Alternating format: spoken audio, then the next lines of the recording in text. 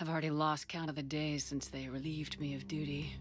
Strange how years of your life can just vanish in the blink of an eye. In a flash, you got nothing but time. Time to reflect on everything that's happened. Hard to believe it's only been a few years since this all began. We were testing out the Normandy, Captain Anderson's new ship, when the distress call came in. An Alliance patrol on Eden Prime had been attacked. They'd seen something they couldn't explain. And whatever it was massive. I hit the ground with my lieutenant, Kaidan Alenko. A good kid, loyal, by the book, with a talent for biotics. We came across the lone survivor of the patrol, Gunnery Chief Ashley Williams. A soldier to the core.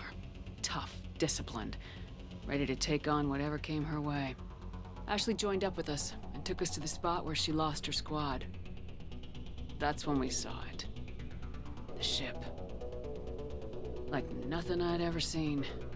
It was massive, scorching the colony and everything around it as it blasted away. We followed the path of destruction to an artifact, a beacon left by a long-dead race called the Protheans. The colony had dug it up, and whoever attacked them had tried to take it. Lieutenant Alenko made the mistake of getting too close. It hit him with some type of energy. I grabbed him and threw him out of the way. That's when it hit me. Hard. Every muscle in my body went rigid. I couldn't move, could barely breathe. Everything went black. And then I saw something. A vision. Dream. A nightmare. By the time I woke up, we were halfway to the Citadel on our way to meet the Council. I was expected to explain what I'd seen. Anderson came along. So did Udina, our political representative on the Citadel. With those two heavyweights, it seemed reasonable we could persuade the Council that the ship we'd seen was a potential threat, as was the individual behind the attacks. The main suspect for the Eden Prime massacre was a Turian Spectre named Saren. He'd been seen by one of the survivors from the colony at Eden Prime, and there was some evidence to suggest that the ship was connected to Saren. But even Udina's pointed accusations weren't enough to convince the Council. They just couldn't believe one of their chosen elite Spectres could be guilty of something like that. They needed proof, which meant I needed proof. Fortunately, I wasn't alone in my search. Garrus, another Turian, wanted to help. A top agent for Citadel security. Despite orders from his superiors that he shouldn't get involved, he told me he was suspicious of Saren and he had some useful leads. More importantly, he was willing to share them. That led me to Rex, the biggest, nastiest looking Krogan bounty hunter I'd ever seen.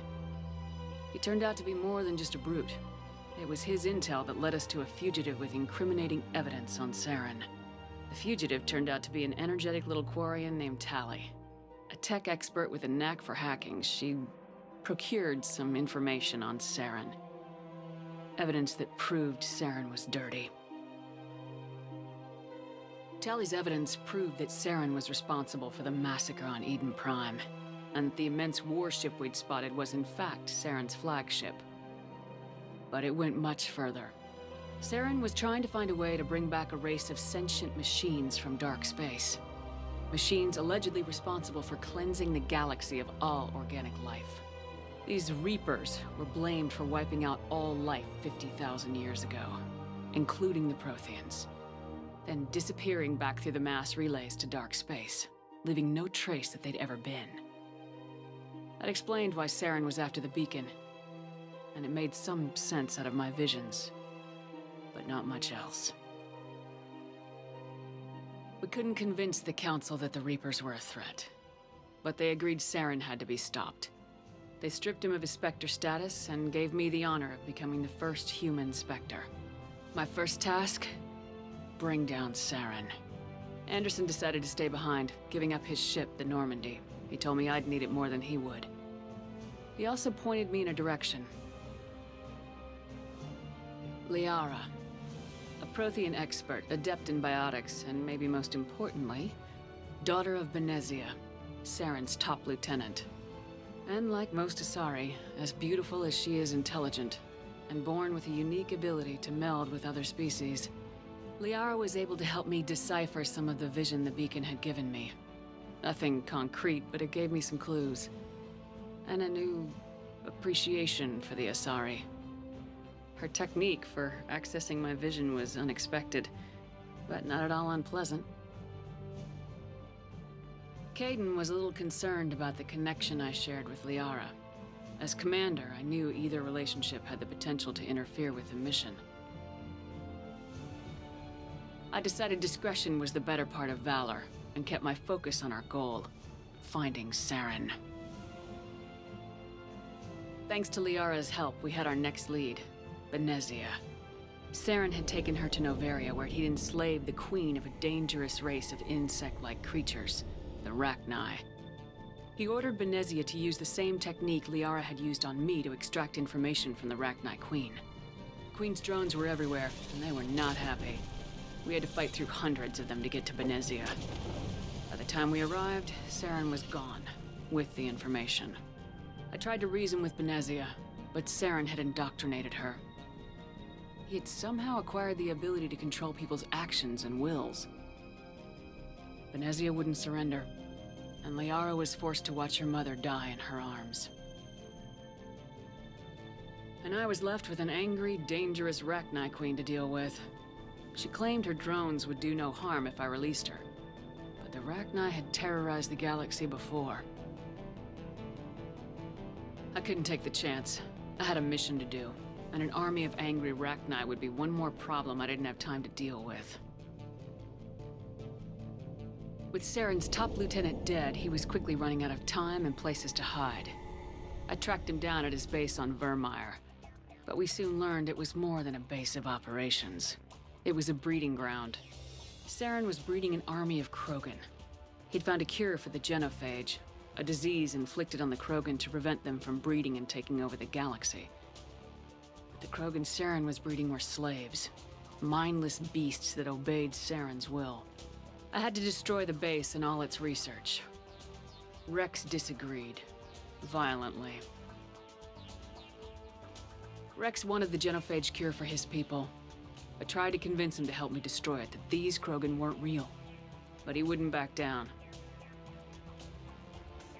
Fortunately, Rex is smarter than he looks.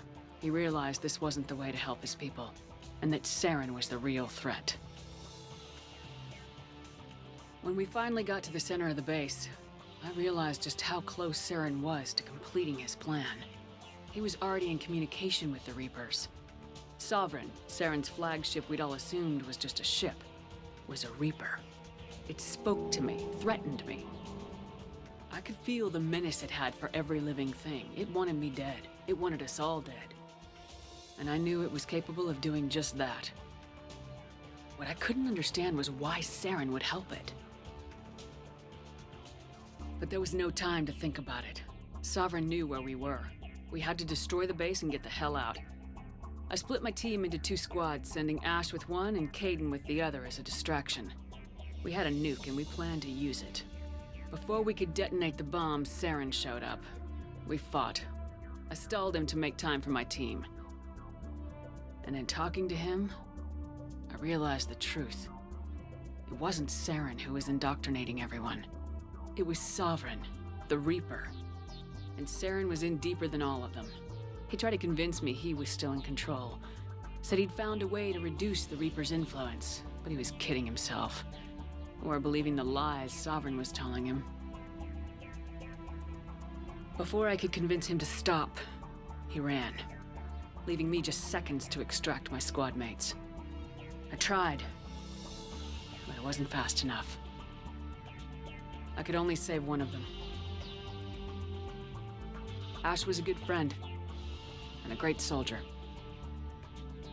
But I had to choose, and I chose Kaidan. That was the last time Saren would slip away from me. I knew then, the next time we met, one of us would die. With my team mostly intact, we chased Saren and his army to Ilos, a long-lost planet that had once belonged to the Protheans. As we prepared for what we knew would be a desperate fight, I spoke to my crew. We were just one ship, against Saren's growing army. I assured them all that despite the odds, we could defeat him. I'd never tell anyone, but I had my doubts. Leaving Ashley behind had hardened my resolve, but revealed a weakness in my defenses. How many more friends and allies would I be willing to sacrifice in order to stop Saren? We arrived on Ilos close behind Saren. Once on the planet, we discovered a Prothean databank that helped me put the final pieces of my vision together. The Reapers had come 50,000 years ago, and every 50,000 years before that, each time purging the galaxy of life. The Protheans had fought and died like every species before them, but a few survived long enough to leave a parting gift. The Protheans had discovered that the Citadel was the key to controlling the mass relays. By sabotaging the Citadel, they found a way to close the relays to dark space, slowing the Reapers' return, giving us the time we needed to find a solution to stop the Reapers once and for all. Saren knew this. He was leading his army to take control of the Citadel and re-establish the relays to dark space, bringing the waiting Reapers here to destroy us all. We followed him to the Citadel. It was intact, but heavily damaged. He had caught the Council fleets by surprise, and they were only now regrouping. And with Sovereign as his flagship, there was little hope that the fleets could counterattack with enough strength to take back the Citadel. But Saren was done running, and I was done chasing him. As the Alliance and Council fleets battled Saren's army outside the Citadel, I cornered the Turian bastard in the Citadel tower and confronted him. He died believing that the Reapers would save him. As I fought to regain control of the Citadel, the Council's flagship, the Destiny Ascension, fell under attack. Despite Saren's death, Sovereign and Saren's army continued to fight. The Council was aboard the Destiny Ascension and they were requesting assistance. But I knew in order to help them, I would have to put our Human Alliance fleet in jeopardy. The Council could be replaced. The fleets were needed here and now if we were going to defeat Sovereign. Even with the Citadel back in my control, Saren defeated and the Normandy leading the combined galactic fleet. The battle against Sovereign, a single Reaper, was relentless. It took the combined fleets of humanity and the other races, but in the end, Sovereign fell. But the costs were immense. While humanity's efforts in the war earned us our first seat on the Council, it was a hollow victory. The Reapers were still out there. I knew the fight was far from over, but as the one who'd led the fight against Saren, I was given new responsibilities. The choice of humanity's first counselor was left to me to decide. On the one hand, Udina, the lifetime politician, ruthless and ambitious. He would easily navigate the political landmines that would soon be placed before him. The other choice, Captain Anderson, the career soldier. Tough but fair, but a friend, and someone I could trust. Both great leaders in their own right. I didn't much like Udina, but sometimes you need a pit bull on your side. Someone willing to be the bad guy, for the sake of the greater good. The war was over. The threat had passed. In time, the Council would rebuild itself. The Citadel could be repaired. Even the pain of lost friends would fade. But none of that mattered if the Reapers were still out there. And if they were all as powerful as Sovereign, we had to find a way to stop them. I had to find a way. I gathered my crew, took my ship, and went in search of answers. Officially, the Council would only say I was assigned cleanup duty, routing out any remnants of Saren's army. But the Geth and Saren were just the beginning. The Reapers had other plans. A few months after the battle for the Citadel, while we were on patrol, we were attacked by an unknown vessel. Before we knew what was happening, we were disabled and forced to abandon ship. The Normandy was destroyed. We lost a lot of good people. I almost didn't make it myself. Technically, I was as close to death as you can get. By the time my body was recovered, there wasn't much left. The pro-human group Cerberus acquired what was left of my body and spent the next 2 years rebuilding me. My memories, abilities, everything. The person in charge of my recovery was a Cerberus agent, Miranda Lawson. Brilliant and efficient. But before I could be completely rehabilitated, the Cerberus facility we were in was attacked. I was forced to fight my way out. In my condition, I should have died. But an ex-Alliance soldier named Jacob Taylor kept me alive. We found Miranda and we escaped. They took me to meet the Elusive Man, the leader of Cerberus and the one who had ordered me rebuilt. The Elusive Man lived up to his name, offering half answers to many of my questions. But he did explain why he'd brought me back. He believed I was the one person who could stop the Reaper threat. And he explained that the Reapers had a new ally, an insectoid race called the Collectors, the ones who had attacked the Normandy 2 years earlier.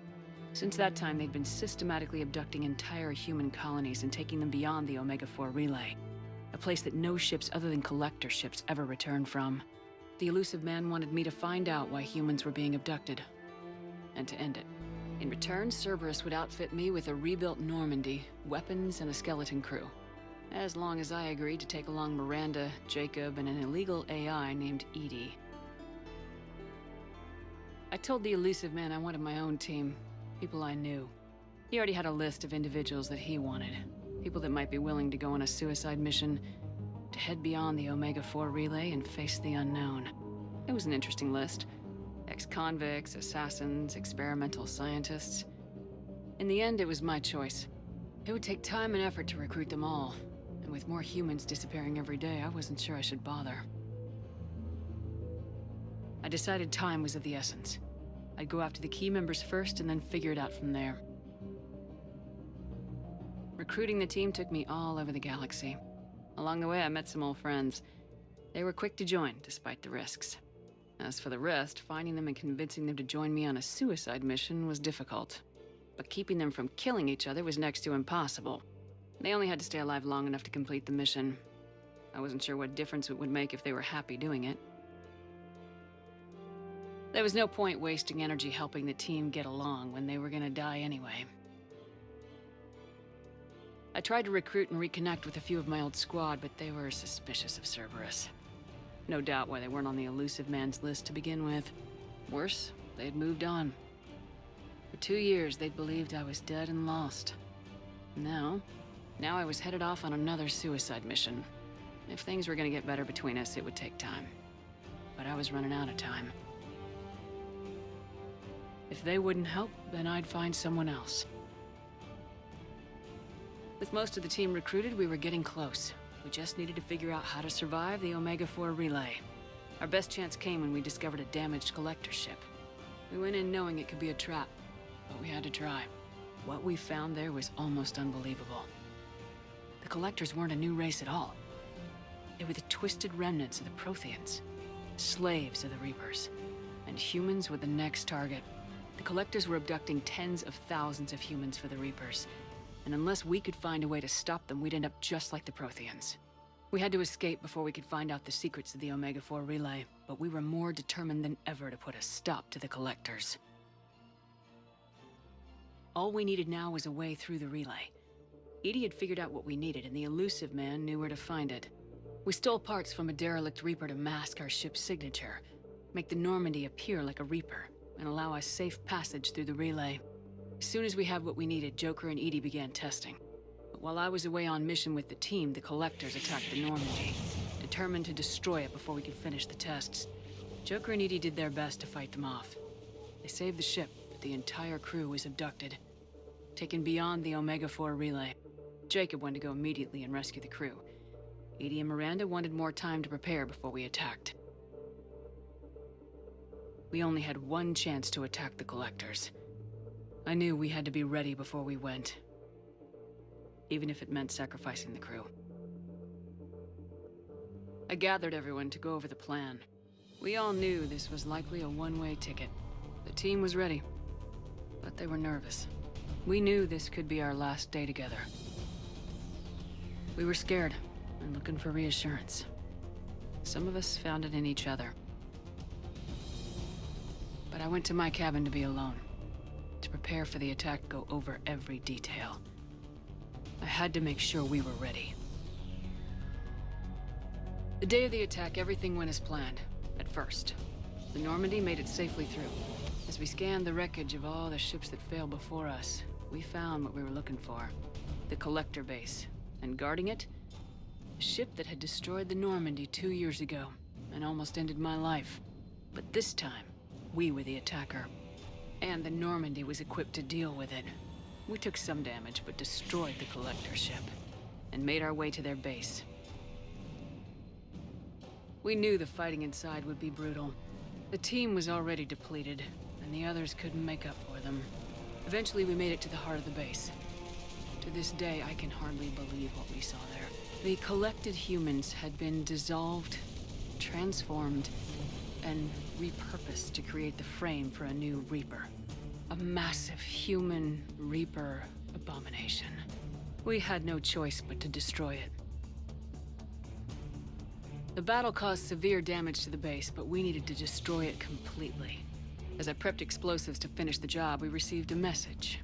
The Illusive Man. He didn't want us to destroy the base at all. He wanted to preserve it. He wanted to study how the humans were transformed into the abomination we'd seen. To use the technology of the Collectors to help defeat the Reapers. I always suspected the Illusive Man had his own motives, but I couldn't agree with him on this. We had stopped the Collectors. We would find a way to stop the Reapers without sacrificing our morality in the process. We destroyed the base, completely, and escaped back through the Omega-4 relay. The mission was a success, but we paid a heavy price.